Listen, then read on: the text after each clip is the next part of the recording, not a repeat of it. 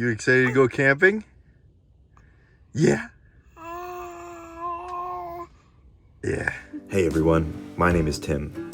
From a young age, my parents have always pushed me to live life to the absolute fullest. Then I met this beautiful girl named Emily, and we started a family together. Together we share this passion for adventure and all new things that life has to offer us. And as a family going forward, we hope to continue this adventure and experience all these new things. So if you too have a passion for adventure and trying new things, hit that subscribe and follow us on this journey. And remember, all it takes is that first step. Welcome back, guys. We are back in the backyard for our first overnight camping trip. Maddie's gonna be joining us in the tent, and we're gonna see how this goes. I highly recommend, if this is your first time with someone young, do it in your backyard. You know, if there's an issue, you can just go right inside like we will be able to here. So we're gonna go back to our favorite spot and we're gonna get our tent set up. And also, I'm gonna give you guys my favorite 5 tips for first-time campers or experienced campers looking to improve their camping experience. I'm also gonna throw a bonus tip in for anyone who's looking. So make sure you watch the whole video. And if you like it, hit that subscribe button, leave me a comment, and let's get right into it. All right, guys, so tip number 1 is finding the proper site location. Now, this can be tricky, especially if you're unfamiliar with the area, but some certain things you want to take in mind is slope and depressions.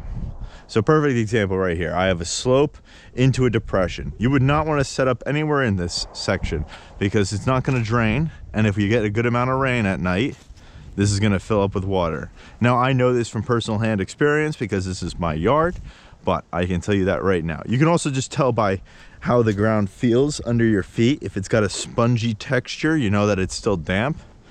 And the reason you don't want to set up on a slope if you don't have to is you're going to be tending to want to roll down the slope, especially if your bodies are laid like this. Now, if you're facing up like that, you're fine, but you also want to make sure your head's not pointed down because that'll in itself cause other problems. Other things you want to be aware of are rocks, of course. You do want something nice flat. I mean, pine needles is a great cushion, and it also helps insulate you from the ground.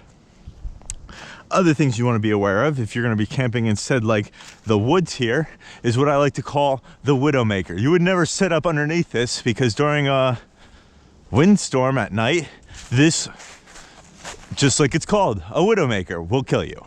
Because if it comes down and squashes you, there's nothing you're going to be able to do. That, and it rains, sticks, and debris that can wind up coming right through your tent and damaging your tent. So you really want to avoid dead standing trees at all costs.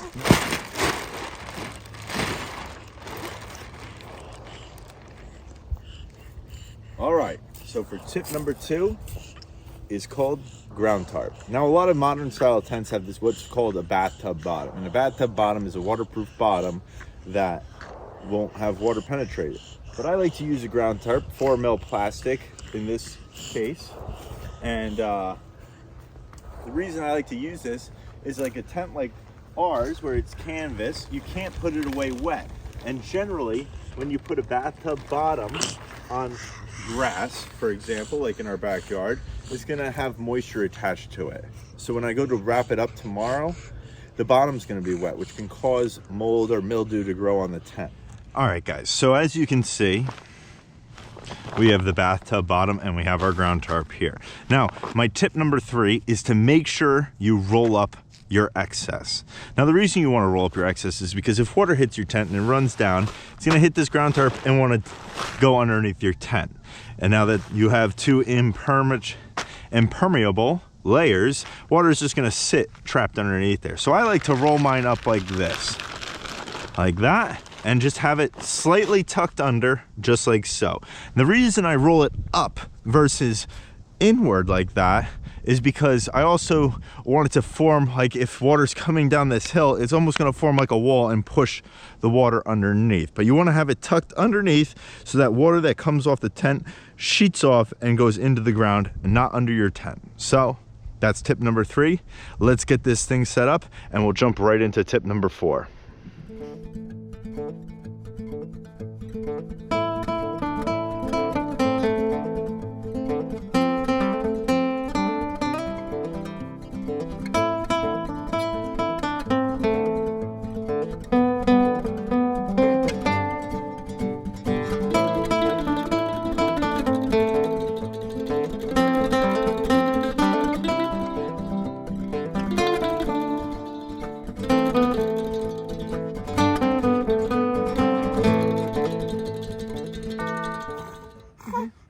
good. Are you good? Alright, so tip number 4 is I like to get everything airing out, and I like to also, that includes our sleeping bags, get them like fluffed up again, because these, if you're like me, they've been packed away in a stuffed sack for the past year and a half or whatever. So you want to get them airing out, just like a nice crisp made bed. It'll feel much better for when you go to sleep in it. Another trick is if you're going to be camping for multiple days in a row and you're expected bad weather and you don't trust your tent, keep a garbage bag with you, a larger garbage bag, so you can roll up your sleeping bag and tuck it in this garbage bag so you don't have to worry about it getting wet. So, but right now there's no rain in the forecast, so we're going to air these out. We're getting the tent aired out. And then lastly, I like to put a little extra layer of ground protection. Since we are base camping, I'm using comforters because weight's not an issue. And this is just going to give that little extra level of comfort for us to sleep on, a little extra padding, as well as it's going to keep heat in here, because it's almost like how back in the day they used to line their things with furs. It's just going to help insulate the tent a little bit more. So, we're almost there. We've got a couple more things to set up, and then we'll be ready for our little tonight camp out. So, stick with us a little bit more, and we'll get there. All right, so we are all set up, good to go. Beans got her little crib right next to mommy. So we're just gonna get a little campfire going, get this tent warmed up a little bit. So then yeah, we're gonna go get our chairs set up outside and have a little campfire out there, make some dinner, and yeah, enjoy the night, you know. You ready? Oh, I'm gonna take that as a yes. All right, we are cooking. All right, so for my last and final tip is just to make sure, gather all your bags before it gets dark. Get them all, put them in one bag, trust me, and put it in the tent. Don't mind my Diet Cokes, it was quite thirsty. I'll put these in here. I'm gonna get these bags, we're gonna put them all in one bag. So that way tomorrow, when we pack up, we know exactly where everything is, and it's easy, you're good to go. So that is the last and final tip for when it comes to camping in a base camp setup. Follow them and you'll succeed quite well, as I will show tonight. I'm actually really happy with how warm that tent is, though. We are gonna sleep quite nicely. I was a little afraid that, oh my, yeah, it is quite warm in here. I was a little afraid it was gonna be a little cold. Milo, where are you going? Hey, I was afraid it was a little cold tonight. I think it's supposed to get down to 40, so I wasn't sure how she was gonna fare, but if the tent's like warm like that, oh, we'll be golden. So, all right, now this fire pit's a little wet, so what I'm gonna do is I'm putting a platform down like so, and this is gonna allow the coals to pool up like that and keep from getting extinguished by the wet ground. And I wanted to try, my wife's been saving me her dryer lint. Apparently this stuff's a great fire starter. I've never used it. I've always used like paper and pine needles, birch bark. Let's give it a go. Get some kindling over this. Crisscross, multiple directions, people. Best way. Fire's gonna want to travel up. So that's why the teepee method works very well. Because fire likes to burn up. take a piece of wood, go like this, it'll burn your hand. Go like this, it'll go out. So, just like this. Nice little teepee. Let's give it a go. Let's see how flammable this lint is. Oh, that'll work. A little oxygen. This is quite slow burning too. Oh, okay, people, dryer lint, save it. You're throwing it out anyways. It's super lightweight. You can see that's quite a long burn on that. Much longer than paper. Yeah. All right. We'll run down, grab some more wood, and this should be getting going by then. So we'll be right back. Oh yeah, she got going nicely. So you see all my coals are gonna be pulling up on these bottom logs, causing these bottom logs to start burning. And you're not gonna be extinguishing your fire as you go. And by the time the fire gets down there, you'll be going so much that the dampness of the ground won't put it out. Just gonna keep setting with this.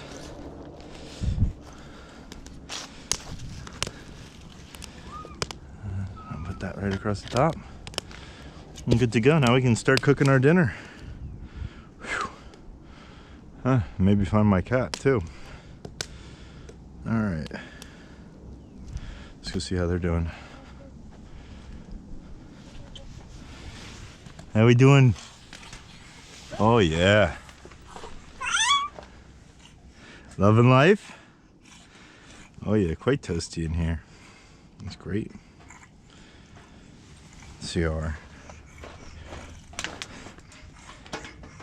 Oh yeah. That's some good coal action in there. Nice. And that's full shut. So nice. Oh yeah. Go get some chairs and then we'll start cooking. All right, guys. Be right back. All right. We're in here. My wife's running back in real quick to go grab a couple more pillow, and she wants a glass of wine to enjoy. So right now we're all getting settled in. Just don't mind my hair. Even the bean. Hi, Bean. Yeah. Right? You excited? Your first camp out. So, yeah, we got her in this little, like, portable bassinet, you know? Just something to keep her good. Right? You're excited? We got her off the ground, too, which is going to help keep her warm. My wife actually just went in to go grab her sleep sack. It's probably about low 60s right now, but I just put a lot of wood on the fire, so it's definitely going to warm up. We hadn't been in here in, like, 2.5 hours, and I had put no wood on the fire. So now I get it cooking again. So as you can see, we opened up the vent, put some more wood. It's definitely, you can feel the temperature's definitely coming up. We got our CO2 detector up. A little sped up, little accident, but got our CO2 detector going just to be on the safe side. So yeah, we're just gonna kind of relax. Who's calling me? Oh, my wife's calling me, so we'll be back in a minute. We're gonna turn this down a little bit. It's quite warm now. Ooh. That gets a little hot. Probably should have brought a glove in. Oh, look, we got the bean.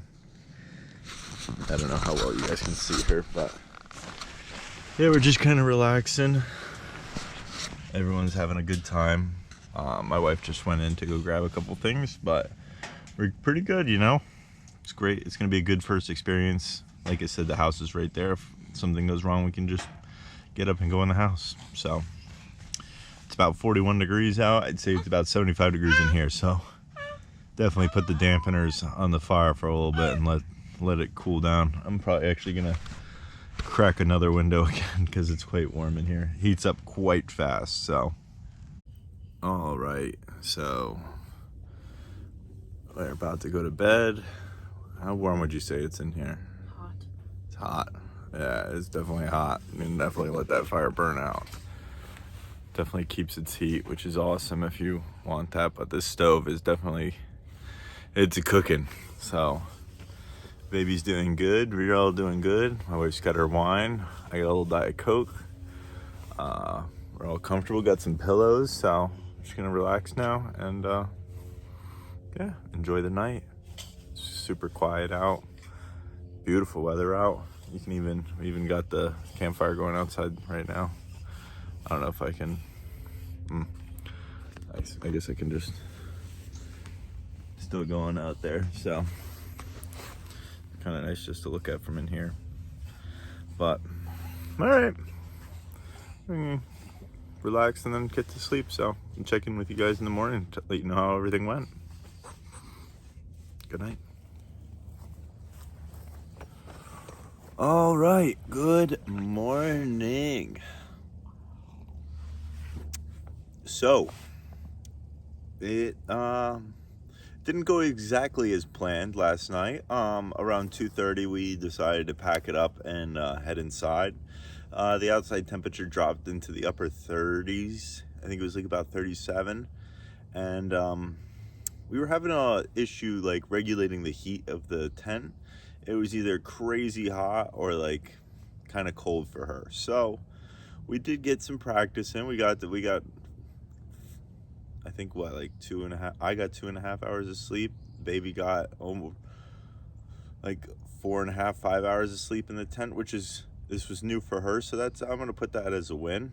Yeah, my only advice was definitely that like regulating temperature with a stove in a tent was much more difficult for preparing like for a baby, you know, like we as adults would have been perfectly fine, or someone with blankets or a sleeping bag would have been perfectly fine. But when we started, the tent was at like 75 degrees, so we didn't want to put sleep sacks on her, and then having the temperature drop, it was just, I think you'd be almost better with a newborn not using a stove, so that way you knew what your temperature was and then you could dress them according to that temperature, and then you don't have to worry about it. But that's just my advice. We're gonna wait. We got another month or so before our first like real camp out, and by then the temperatures at night will be in the upper 50s, low 60s, which is extremely manageable with a fleece sleep sack for her. So we're just gonna wait. But overall, it was a good experience. We learned a lot. We know that the stove will keep you warm, but at the same time it'll make you sweat a little bit. The tent, I was very happy with it. I was very happy with our setup. I was quite comfortable last night. And yeah, I'm looking forward to getting out for our first real camp out. And we'll probably leave the stove at home and have a little more room, especially with the dog coming with us. But yeah, overall, definitely would do it again. Great experience. So till next time, guys, if you like this video and you want to see more something like this, hit that subscribe button, hit the like button, leave me a comment if you want to know a question about something or something we're using, and I'll make sure I answer it. But until next time, we'll catch you guys later.